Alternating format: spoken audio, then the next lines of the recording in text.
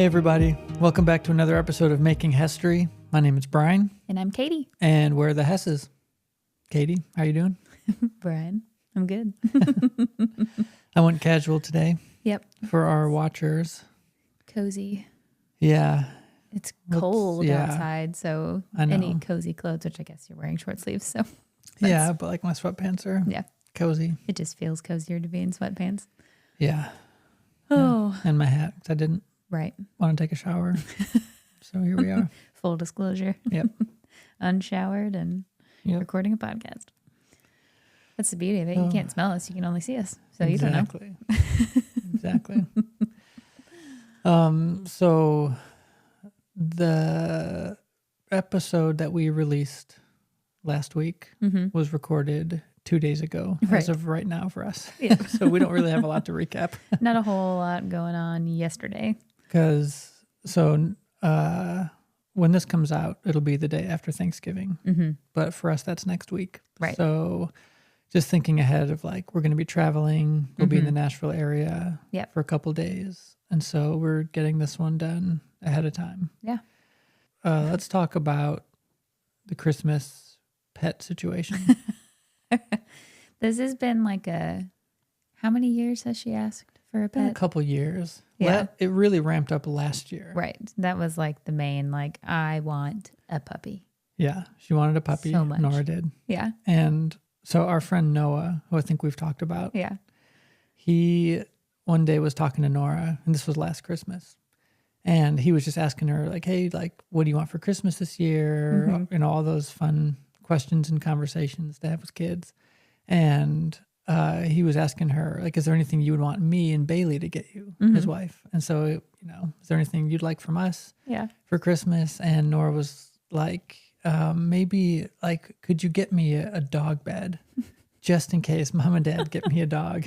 Just in case. And of course, he knew that wasn't going to happen. Right. So it was like, ooh, do I break it to you now? Right. Do I be the bad guy and tell you you're not getting a dog? Yeah, because we're not in the season of life for a dog right now. Love dogs. Mm-hmm. Have nothing against them. Maybe a little bit against them being in my house.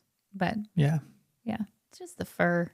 And I know you can get the hypoallergenic dogs. It's the fur, it's the traveling. There's lots of reasons. Yeah. Right now, especially. But this year, she's kind of moved on from wanting a puppy to wanting a kitten.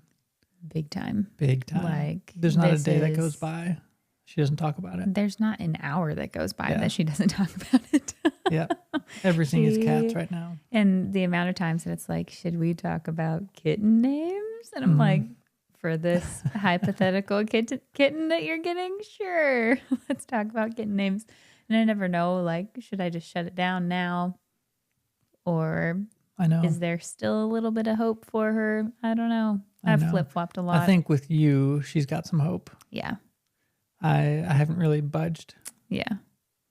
I haven't even really given like serious consideration to getting a pet right now. It's just hard. I mean, I think parents everywhere have experienced this. Once your kid hits probably 4 or 5, that it's like, I need a pet and I need it now.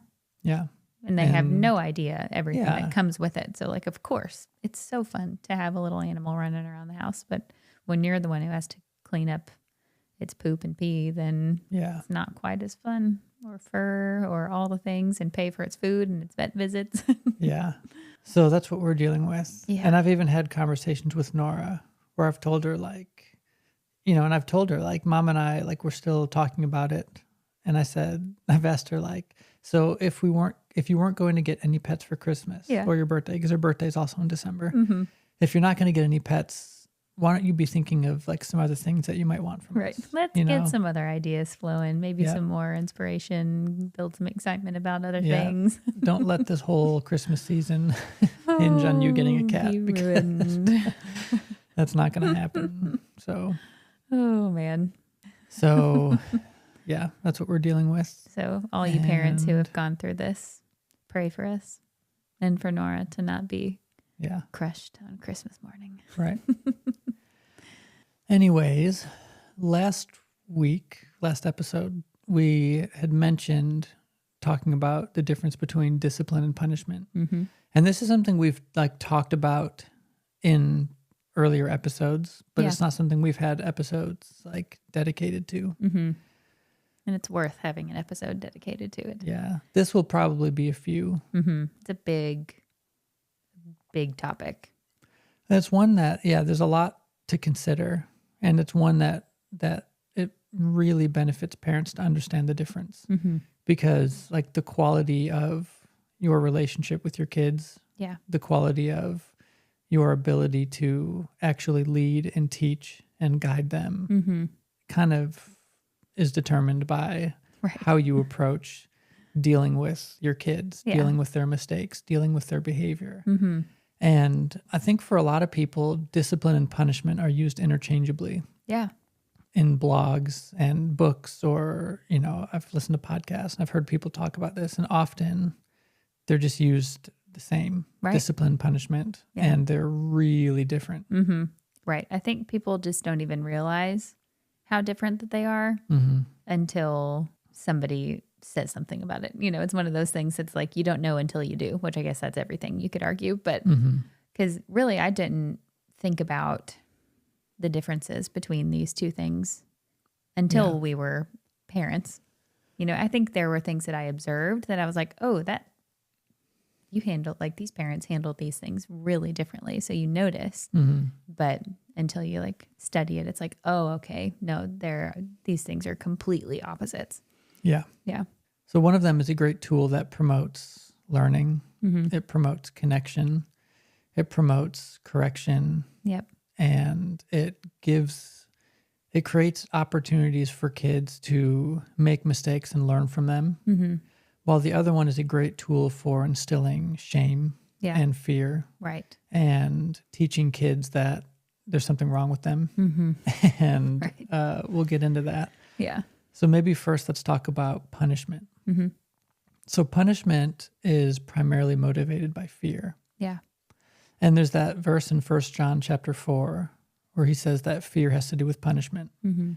And thinking about the Lord, because of course when it comes to parenting, like our understanding of like a biblical framework for parenting requires that we understand how God relates to us as a good father.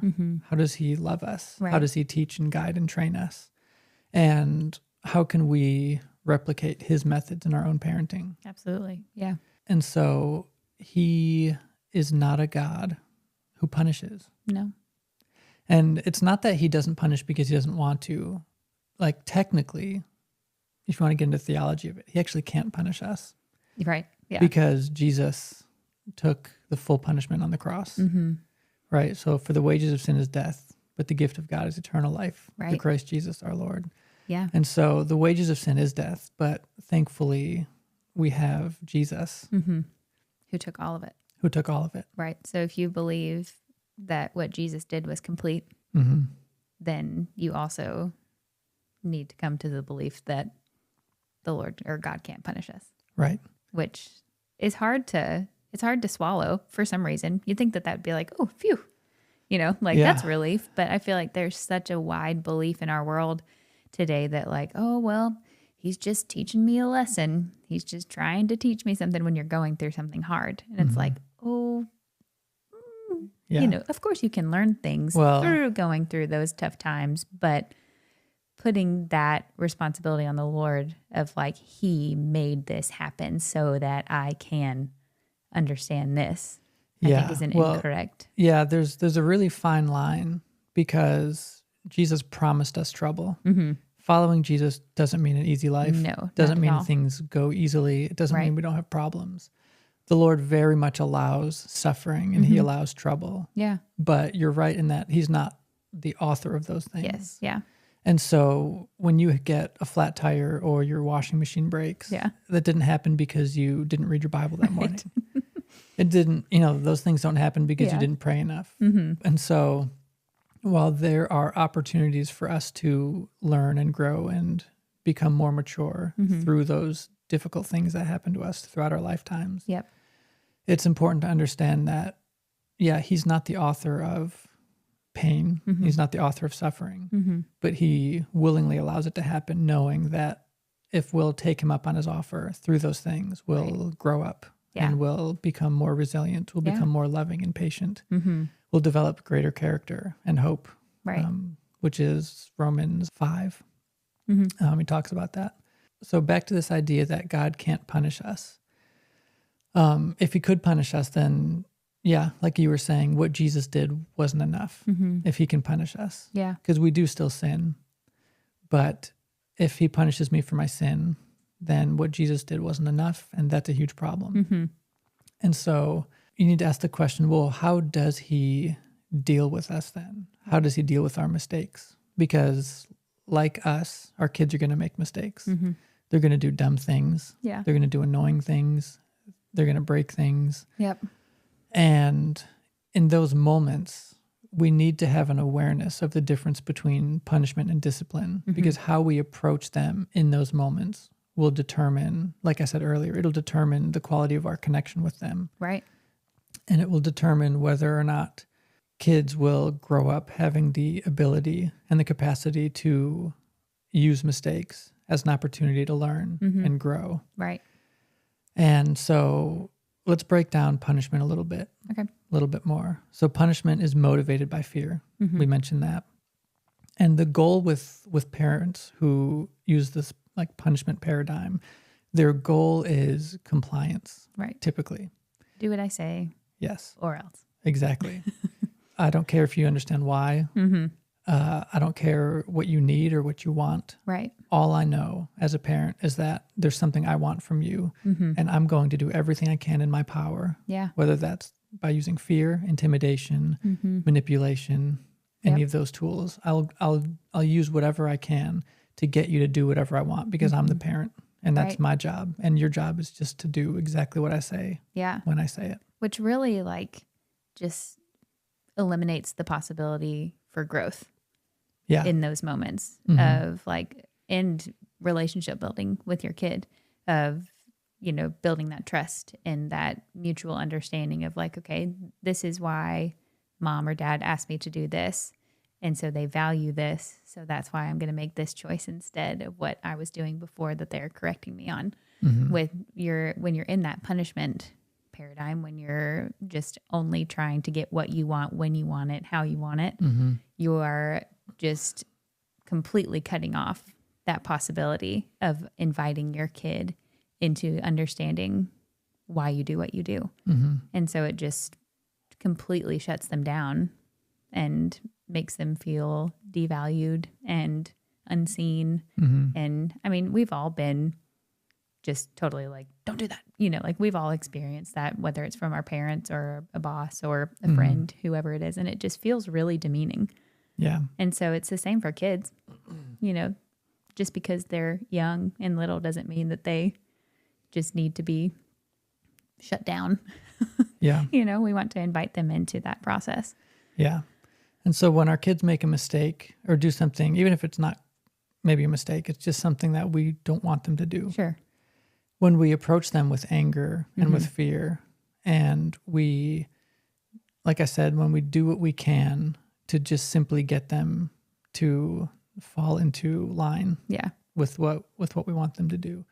When our tools for that look like anger and fear and all that, then our kids will not actually grow up knowing how to solve problems, right, and how to clean up mistakes when they make them. What'll happen is they'll grow up learning how to hide their mistakes and how to hide their behavior. Yes, which is so scary to think about. And this is something I've heard from Danny Silk. And this is one of those things, every once in a while you hear somebody say something and it just sticks with you forever.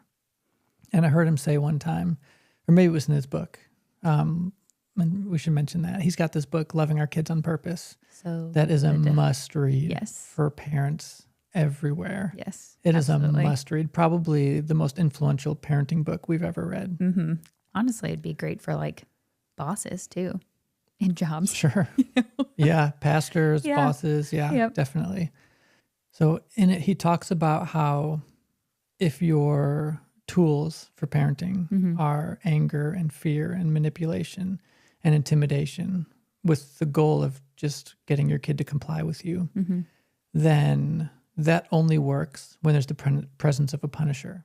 Yeah. And so what happens is you may be able to get some short-term results because kids are easy to scare and they're easy to intimidate. Yeah. Right? So if we've got young kids and we think we're doing a good job parenting because our kids on the outside appear to be obedient when in reality they're just terrified of us. Right.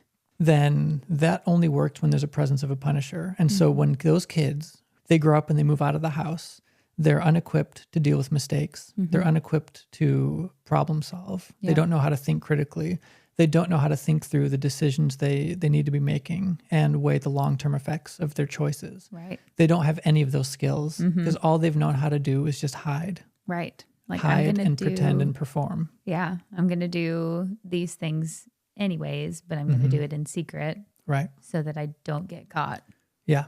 And when I do get caught, yikes. Yeah. Yeah. And so they grow up and they move out and they didn't learn the value of making good choices. Right. They just learned how to hide the bad choices. And now they don't have a punisher present in their life to tell them what to do. And so all bets are off. Exactly. Let's go. And they didn't learn how to tell themselves what to do. They didn't learn personal responsibility and self-control. Right. Because that's when it's really going to stick, when it becomes personal, when it becomes, I want to make this choice. It's similar to like faith. Like if you grow up in church your whole life, that's amazing. That's a beautiful thing. I have nothing against that. I would recommend that. But really, it doesn't become your own until you make the decision to follow Jesus. And so it's like that when you're learning critical thinking and how to make decisions.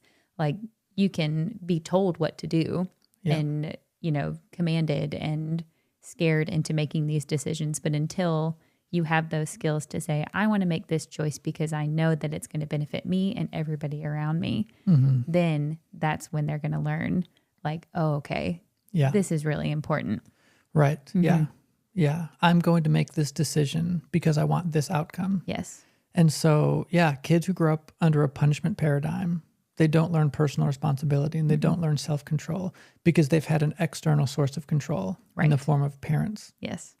And so they grow up, they move out, they don't have any of those skills. And then that's why, you know, how often do kids go crazy in college? Right. Because that's the first time they feel free in their life to do the things they want to do without threat of punishment. Right. And the decisions they're making aren't being made with consideration to how are these choices going to affect my life? How are they going to affect my future? Yeah. How are they going to affect the people around me?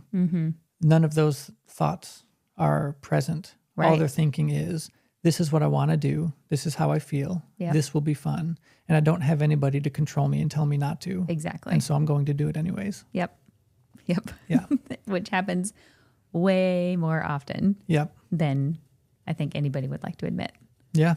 It's such a common thing to go buck wild in college. Yep. Yeah. And for a lot of kids, it's just because it's the first time they felt free to do what they want to do. Mom and dad aren't around to tell me no. Yep. Yep. So punishment doesn't instill trust. It doesn't build connection. And it teaches kids that mistakes are something that need to be avoided or eliminated at all costs. Right. And that is just a really unhealthy way for a kid to be raised. Yeah. Right. Because it doesn't set them up for success. No, in because adulthood. they're still going to make mistakes. Right. Whether they believe that they're beneficial or not. And that's something that like we've tried to instill in our kids of like, hey, mistakes are actually some of the best ways to learn. Yeah. You know, like especially within the safety of your home. And I might be jumping the gun a little bit here, but I feel like when you can place a little bit of value on mistakes, like making mistakes is never the goal, of course. Like, hey, go see how much you can mess up. You know, like that's not it.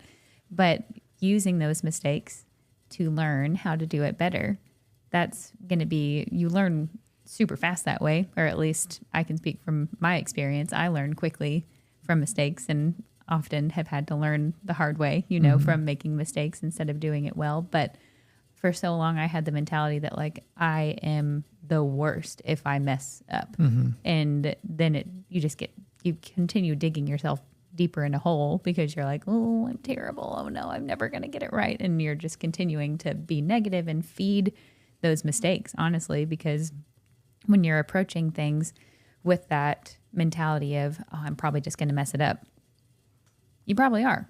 Yeah. But if you approach it and say, hey, I learned from this time doing it this way, that this was not the best way to do it. So now I'm going to kind of reframe, try something new. Maybe it'll work out this time. Yeah. Almost every single time it's going to go way better for you when you have that mentality approaching mistakes. Yeah. Yeah. And how you approach that with your kids will determine their ability as they grow up to separate their performance from their identity and from their value and their worth. Yes, absolutely.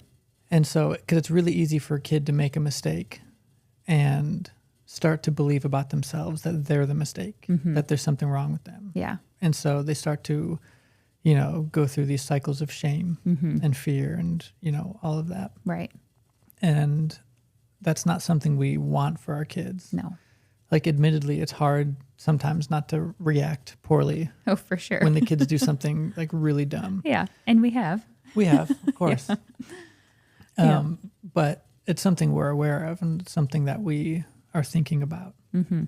So on the other hand, let's talk a little bit about discipline. Okay. And we will need to do at least another episode, maybe a few on this. Yeah. Because I think there's a lot we could say.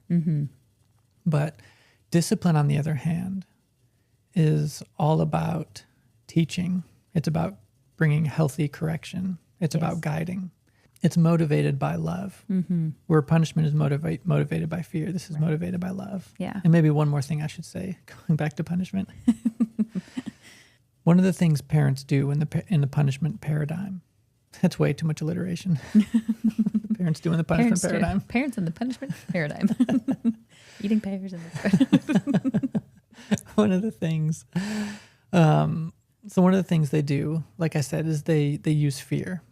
And so they think, I don't want you to make this mistake. And so I'm going to make you afraid of me, right? I don't want you acting this way. Right. I want you to do what I want. And in order to do that, I'm going to make you afraid of me, right? And if you're afraid of me enough, then you'll just do what I say, Right. Yeah. And on the outside, to somebody who doesn't know what's really going on in the home and internally and in just the nature of that relationship, on the outside, those might look like really good, well-behaved, obedient kids. Yeah. But on the inside, they're terrified and they're in survival mode. Right. And I think I would hope that parents, that's never your goal, is to be the scarier, bigger, I'm monster mom. That's not the goal, but it can be easy to look at that on the outside, like you said, and say, wow, what obedient kids. They listen the first time. Yeah. And we become like that when the goal is compliance. Yeah. When your highest aim is just that your kids would do what you say and do what you want them to do. Right. You'll be justified in using all of those tools to get the job done. Yep. And I've said this before, but it's worth saying again, that when kids do what their parents want because they're afraid, that's not obedience, that's survival. Yes. And so we want better for our kids than to raise them to survive us. Right. Right. I would like for them to actually enjoy being around us, which is funny because we just talked about that we want to raise kids that we enjoy being around. Exactly. But on the flip side, I also want to be a parent that our kids enjoy being around. Right. Yeah. Yeah. Because they're going to grow up and become adults one day. Yeah. And our role as parents will shift dramatically as that happens. Yep. And you're right. I want to be a dad. You want to be a mom that our kids still want relationship with. Yes. And in order to do that, we're going to have to eliminate as much as possible the paradigm of punishment in our home. Yep. And move on to discipline. Right. The parental paradigm of punishment. That's so many P's. Yeah. So where punishment is motivated by fear with the goal of compliance, discipline is motivated by love with the goal of connection. Because kids thrive when they're connected to their parents. Yes. They thrive. Absolutely. Yep. Here's another thing that, because I mentioned Jordan Peterson last week, so I'm going to come back to him. He has this really great thing he talks about. And he says that the quality of a relationship between a parent and a child is 100% of the time determined by the parent. Because kids all want connection with their parents. Right. Every single kid wants connection with mom and dad. Yeah. That's what they want. That is their highest goal in their childhood, is to have fun, healthy, connected relationships with their parents. Yeah. And it's entirely up to us whether or not that happens. Right. Yeah. Because if you put the kids in charge, then how are they supposed to know what to do? Because the parents are there to be the models for that very thing. Sure. For that connection. Yeah. Yeah. So the kids cannot make those decisions without seeing it first. They may know what they want, but how to get there, they would have no idea. You know? Well, yeah, all they know is they want connection.